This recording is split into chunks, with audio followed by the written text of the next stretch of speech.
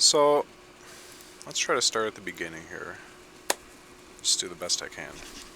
Um, Someone at a Bible study group I was in, one day came to the Bible study group and they said, um, they think that the coronavirus is somehow tied to the white horse of the apocalypse. We're calling it the apocalypse. By that I mean the 7 year period where the earth ends, basically. The earth as we know it, before Jesus returns um, and pours out his wrath.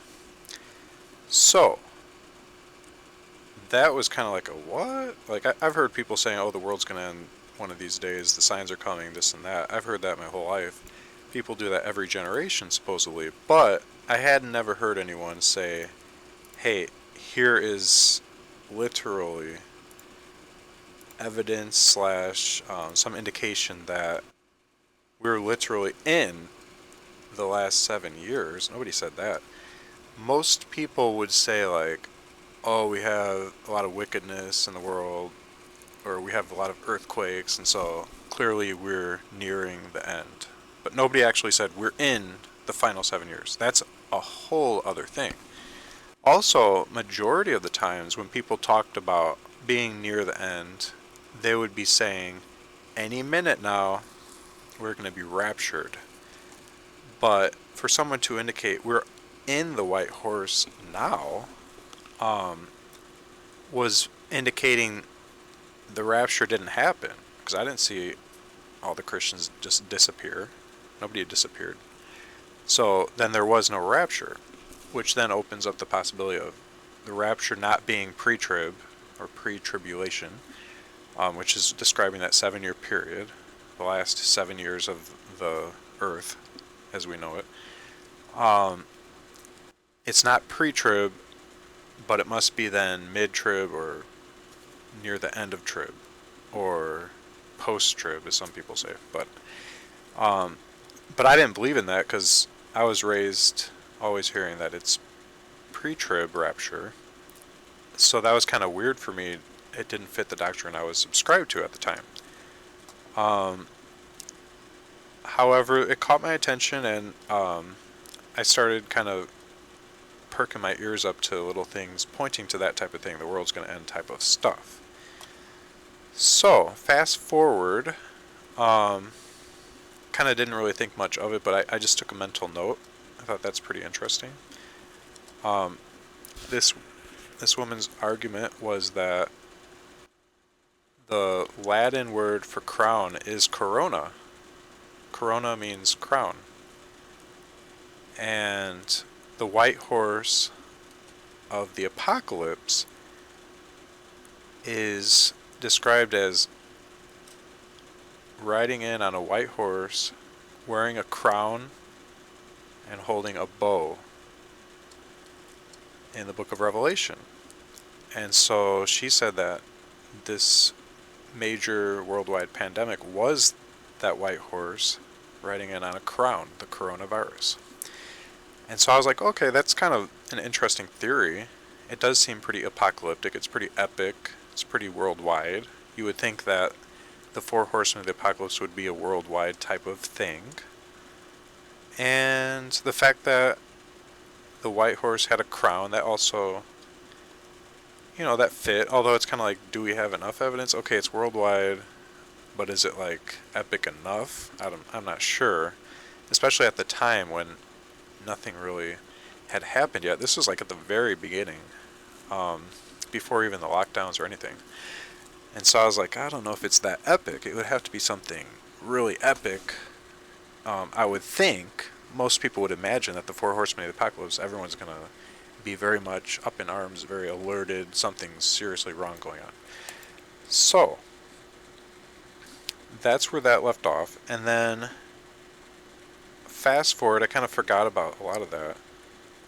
But someone posted my YouTube channel, hey, did you hear about the missiles going on? The Arabs are bombing the city of Jerusalem. Do you think it's the end of the world? And I was kind of like, oh, what a troll comment. Like, what does that have to do with anything? I hadn't heard of that. So I looked into it. And that kind of got me back on looking into, could that be the end of the world? Like, I'd already heard this thing about the white horse of the apocalypse. And now someone's saying, is this the end of the world? And I'm like, okay, so after the white horse comes the red horse. Could this be the red horse? Or the start of the red horse? Because it was around the time where the red horse would be about kicking off. If the white horse were the pandemic, then the red horse would be war. So I was thinking like, okay, well, if that were the white horse of the apocalypse, then the next thing to happen would be major world war. But then that kind of just died off. Nothing much came of it. And so I was like, I think it'd have to be more than it. So I was kind of looking for like Russia to invade the U.S., like a major world war, World War III. And I never really saw that until someone made the statement. This guy named Alex Jones made the statement on his show, we are in World War III. And I was like, whoa, that's interesting. He believes we're in World War III now. And then that was what I was looking for, is confirmation that we could be in the red horse following that white horse. So, as far as censorship, I know you get censored if you talk about this stuff. I'm not really sure what to think about that for YouTube, but my whole thing is this. So, the argument that side is making is that it's World War III because Big Pharma is trying to take away, working with the elites, trying to take away freedoms and bring about the Great Reset, and they're looking to depopulate the earth, and they're trying to use an injection that's going to compromise immune systems, and though it may help in the short term, it's going to make people more vulnerable to future rollouts of additional bioweapons. They believe that the coronavirus was produced in a lab and was a bioweapon deliberately released, all according to a planned thing. And there's all kinds of stuff about the Rockefeller Foundation, Bill Gates, all these players involved in a major plotting behind the scenes trying to take over the world. And that does fit with what you would think it would be like for the New World Order and the setting of the stage for the Antichrist. So then that kind of all fit together.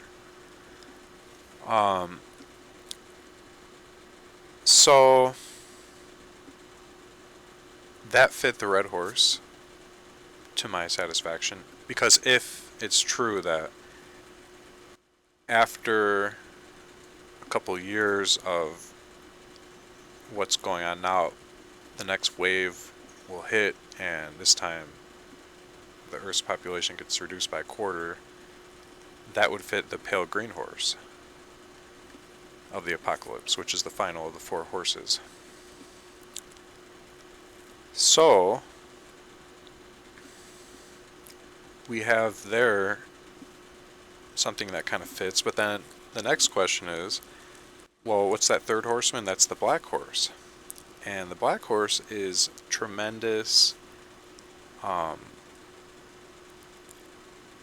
inflation. It's symbolic because the Bible talks about weighing on a scale a loaf of bread for a denarius, which is a day's pay.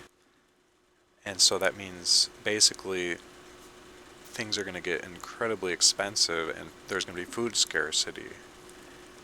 And right now, everyone's talking about that coming up, at least in the prepper community. They're all up in arms about tremendous shortages and food scarcity and all this stuff that's being projected as coming this winter and then throughout next year.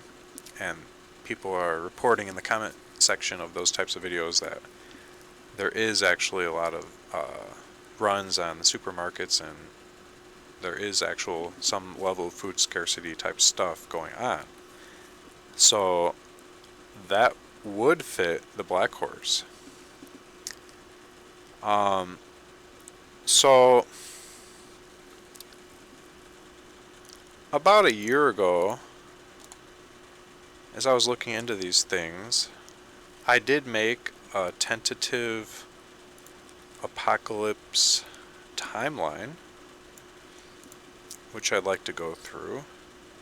But I feel that before we go through the timeline and get into more details, kind of like ironing in, presenting a case for this, I do want to hit on this idea of a pre-trib rapture.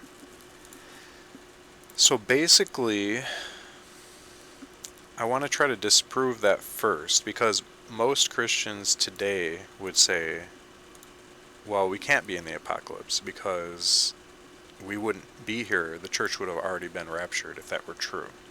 That means that the whole church is left behind, like the Left Behind series of books and movies.